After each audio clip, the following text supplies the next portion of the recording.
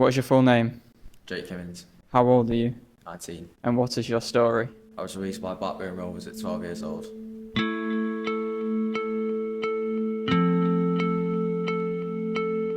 Most professional football clubs have a system for talented youth players known as an academy. It's where dreams are made, but there is a lesser told story behind academies too. This is Jake's story. When did you start playing football? I think my first memory is playing in the garden with my dad as soon as I could walk, really. Probably around 2 years old, something like that. Were you always a football fan then, having started playing so young? Yeah, all my family are Manchester United fans, so I was kind of just brought into that as early as possible, just watching on the TV. And I went to my first game when I was 5, I think. We got beat, but I really enjoyed the experience going with my dad, and I still go with him now, so it's kind of nice to look back on that as my first game. So you mentioned playing with your dad in the garden. What was your most vivid memory of playing football as a kid? Probably getting scouted for Blackburn initially when I was playing for the local team, Moorside Rangers. Having him come up to me after the game and speak to my parents is kind of the main thing I probably remember. Did you always dream of becoming a professional footballer? Yeah, ever since I could walk really and started playing, that was what I wanted to do. And throughout primary school, that's just all I really wanted to focus on. And that's when Blackburn noticed me. So I first went down to Blackburn at 6 years old. How did you first feel when this, was first on the cards? Really excited, because it's at that age you're not really expecting it. You can't just play football with your friends. I remember it was a fairly long journey, probably the longest journey I'd had up to that age. So in the car, just excited. They took us down to have a session. I remember meeting all the new lads and stuff, getting to know people. I remember it was hard, it was a new level than what I'd played at. But yeah, I really enjoyed it. Less than 1% of academy footballers will make it to any sort of professional standard. The impact that being released can have can be profound. Former Manchester City academy player Jeremy Whiston took his own life in 2020, 2 years after being released from City. There is justifiably much scrutiny on how clubs support those that have been released at a young age. There are an estimated 1.5 million players playing organised youth football at any one time in England. Only 180 of those players will make it to the Premier League as a professional footballer. Well, you wouldn't expect, even at that age, there is real pressure on you, you feel it. At that age, when you're playing football, your main thing is just to enjoy it. But pressure side of it does kind of take away from that. You almost feel like you've got to get everything right, or you've got to try and impress where you would normally play simple or something.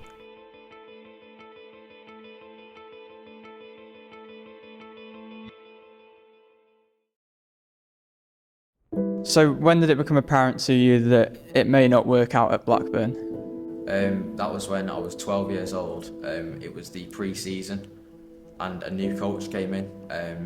We'd had the same coach for around 3 or 4 years up to that point. And a new coach came in, and I could tell just from that pre-season that he didn't really sort of fancy me playing in a forward position. He was kind of moving me further back, which I didn't really enjoy. And I wasn't getting the game time that I was hoping for. And he had a word with my parents, basically explaining the situation, that in around a year's time, when the new contracts were getting handed out, that I was likely to not be getting one at that point. What sort of demands were there on you as a kid in the academy? You obviously mentioned the pressure during the trials, but what sort of demands were there as kind of the time went on? Was it quite a challenge as well as being something that was enjoyable? Yeah, I'd say the hardest thing is getting there, because obviously I'm from Manchester, so it's around 45 minutes to an hour drive, and we were doing that from around 6 years old. We were doing that 3 to 4 times a week, sometimes even 5 with games at the weekend. So coming home from school and having to go straight to training, it did become really tiring and demanding on your body. But you do just get used to it, and it just becomes natural. How tough was the competition? Is that something you would say you enjoyed, or was that one of the toughest things about it? It was really tough. Some of the players that I was playing against then have now made it pro, and there are some really, really big clubs.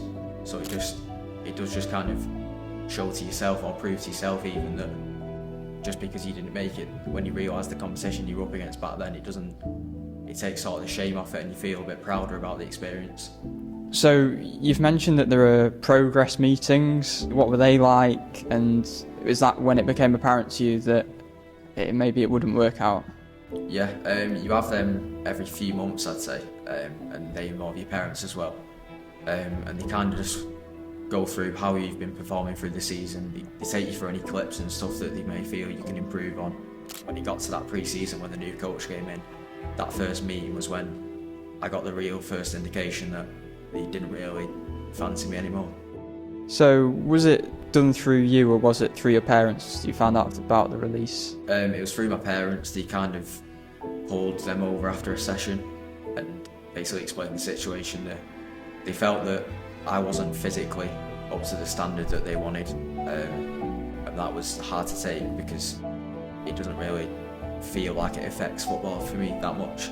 But yeah, that was their reasoning behind it. What were your emotions at this point? Because obviously you've been at the club for some years by this point, to then find out that it's probably going to come to an end. How were you feeling upon first finding out about that? You gutted really, because you make really good mates there as well, which was a big thing for me.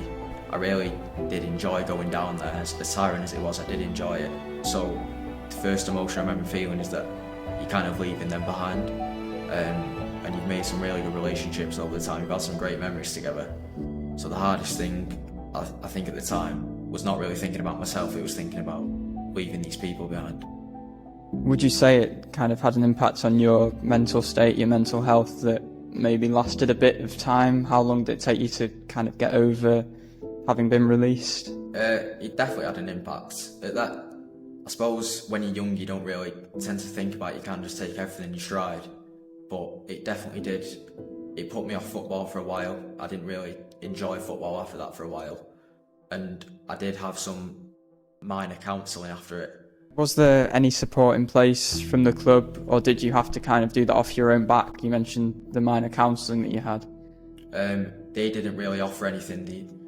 They were consoling around the whole situation when it was going on. But once I had left, they didn't really contact my parents, or there was nothing from the club to offer help. I had to kind of do that myself through school and stuff like that. And you mentioned you still know a few people, you've probably know people who've been through the experience as well. Do you feel the sport as a whole is doing enough to care for the mental health of players? No, definitely not. I know there's lots of examples out there of players who've been released and have had mental health problems after release. For how long did you have counselling yourself? It didn't last long, it was just kind of the first couple months after it. I kind of reached out to the school that I was at the time, and their safeguarding officer kind of, maybe every week or two, just had a little session with me just to check on how I was doing. It involved my parents as well, so the parents kind of helped me because I didn't feel comfortable just talking one-on-one to someone at that point. So my parents being there and helping me through that really did help. To make it to an academy is an achievement in itself, but a dream ending is not easy to come to terms with. As well as the pressure of expectation placed on academy players, which can take its toll, there is the difficulty of having to recover after being released.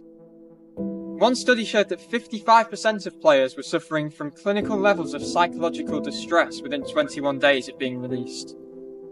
Jake's professional football aspirations may be over, but he has not fallen out with the sport by any means. He still plays and is involved within the sport in a new, creative way. I think it's important to show from your story as well that people can bounce back from this. So what are you doing now, and what are your goals for the future in life? I study at UE92. I do video editing just as a hobby, which is going quite well at the moment. So my main aim really is to kind of pursue that sort of career in sport media, hopefully. And yeah, it's going really well. I'm enjoying university at the moment, and the academy really isn't really affecting me anymore. I've kind of fully got over that now, and yeah, I'm just taking everything in my stride. You can visit the websites of or reach out to charities such as Samaritans in Mind if you feel that you are in need of support. If you are in need of immediate help, call 999, call 111 and select option 2, or call Samaritans for free 24/7 on 116 123.